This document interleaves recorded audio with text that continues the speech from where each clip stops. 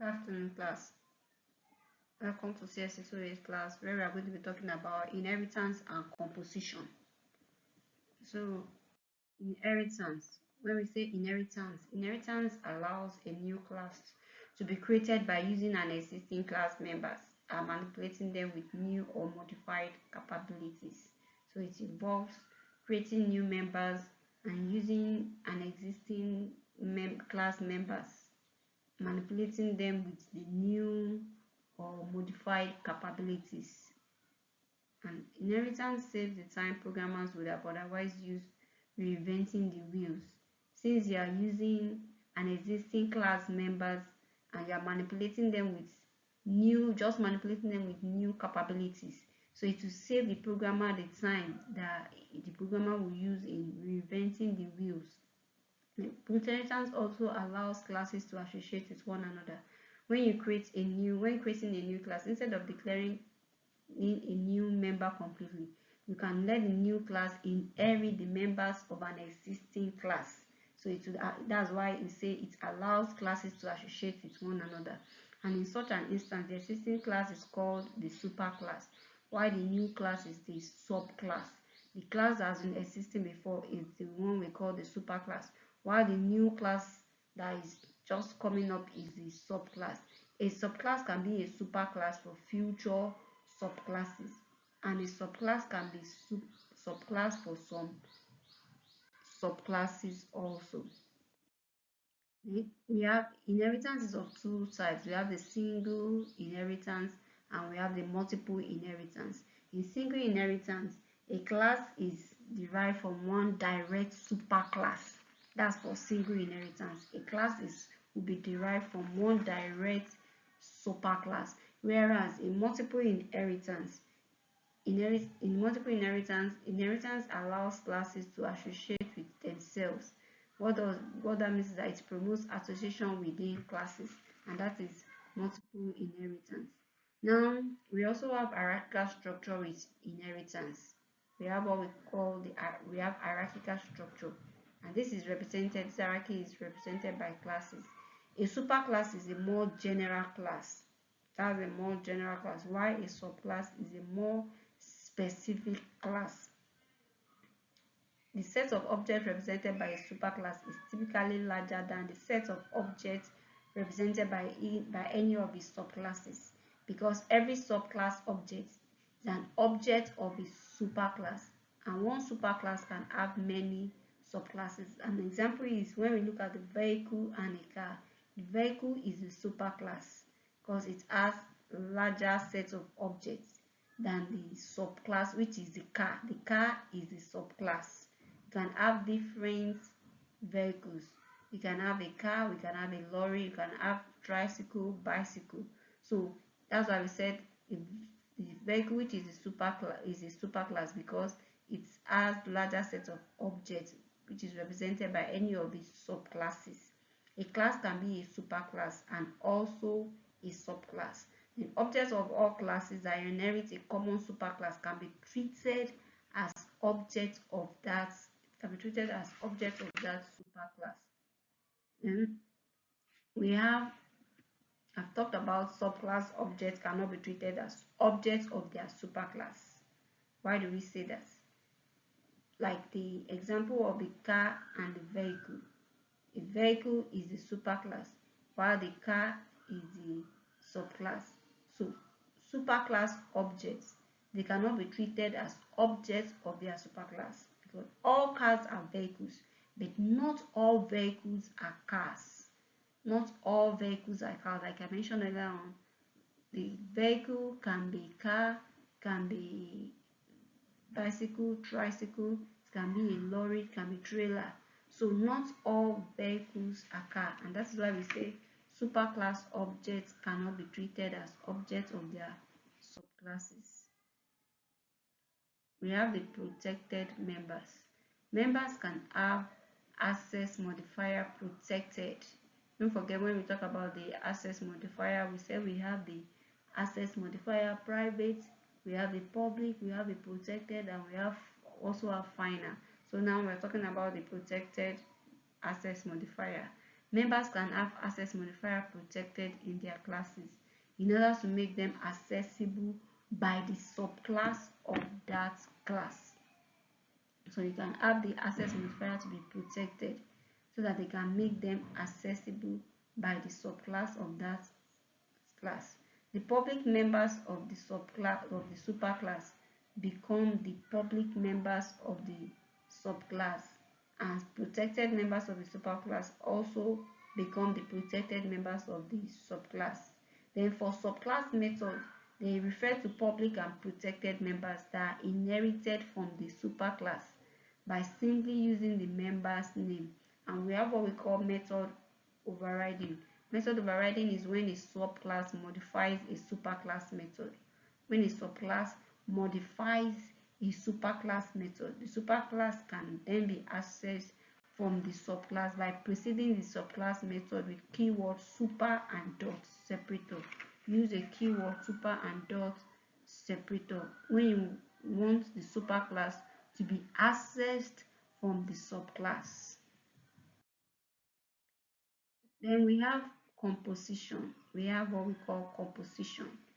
Inheritance and composition seems to be two common things, and people tend to take one for the other, but they are two different things. Inheritance is different from composition.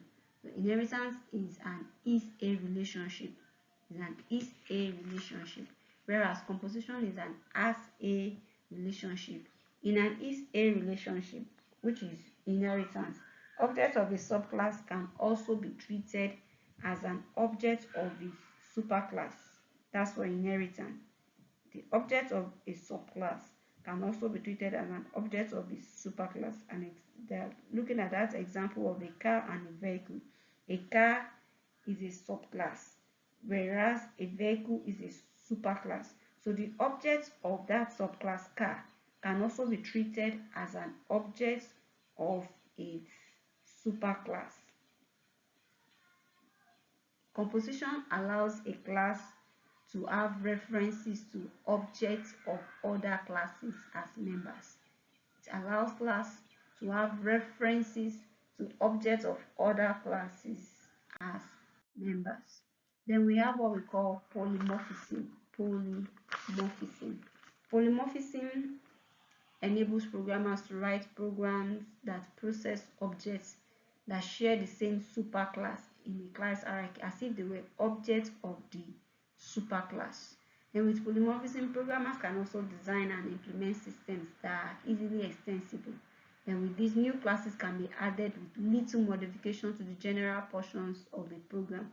So with polymorphism, a programmer can design and implement systems that are easily extensible. You can extend the features, then you can now add new classes with just little modifications. So polymorphism is the act of designing a class in a way that the objects of the class behave in different ways. Is the act of designing a class in such a way that the objects of that class, they behave in different ways. With polymorphism, the same method and signature can be used to cause different actions to occur depending on the type of object on which the method is invoked. So with polymorphism, the same method and signature can be used to cause different actions to occur depending on the type of object on which the method is invoked. Then we have abstract classes. Abstract classes are classes that act as a superclass. The main work of these abstract classes is to inherit the main work is to make other classes inherit their methods and share a common design. So there are classes that act as a superclass, and their main work is to make other classes to inherit their methods and share a common design. These abstract classes cannot be used for object instantiation. Why concrete classes are classes that can be used for object instantiation. We've talked about object instantiation in one of our classes. The class can be made abstract by declaring with the keyword abstract.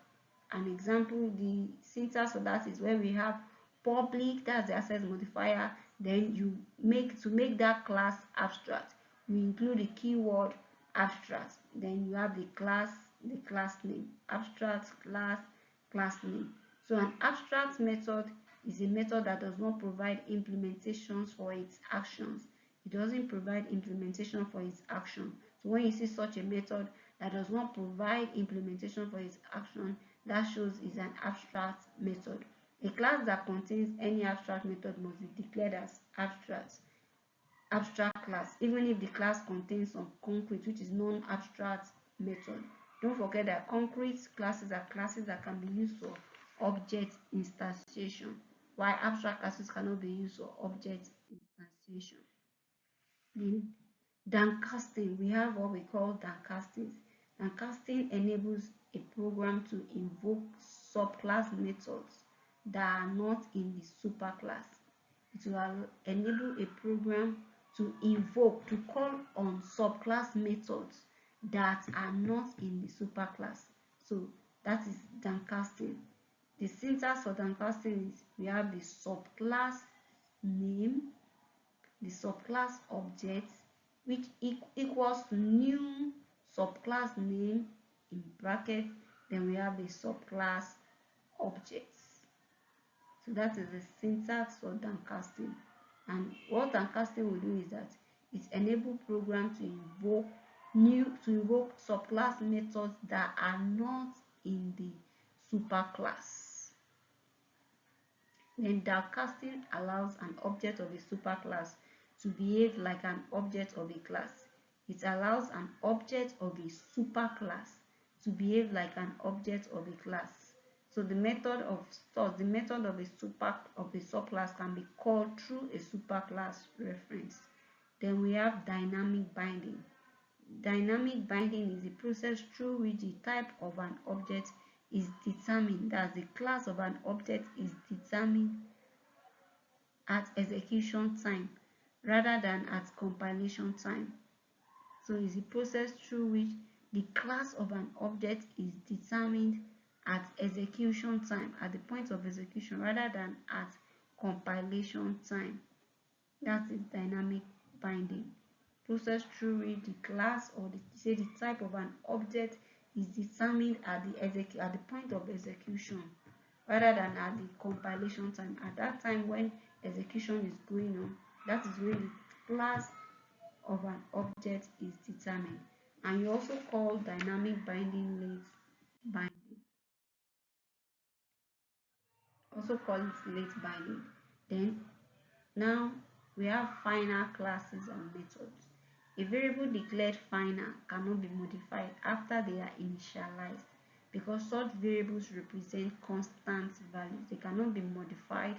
You cannot change them after they are initialized because such variables represent constant values. A method that is declared final in a superclass cannot be overridden in a subclass. The methods that are declared private are implicitly final because they cannot be used outside the class. Methods that are declared private, they are final because you cannot make use of those methods outside that class. And a final method declaration can never change. So all subclasses inheriting the final method of a superclass, they use the same implementation, and calls to final methods are resolved at compile time. And this concept is known as static binding. This is static binding. And we're going to stop here. We'll continue in the next class. Thank you.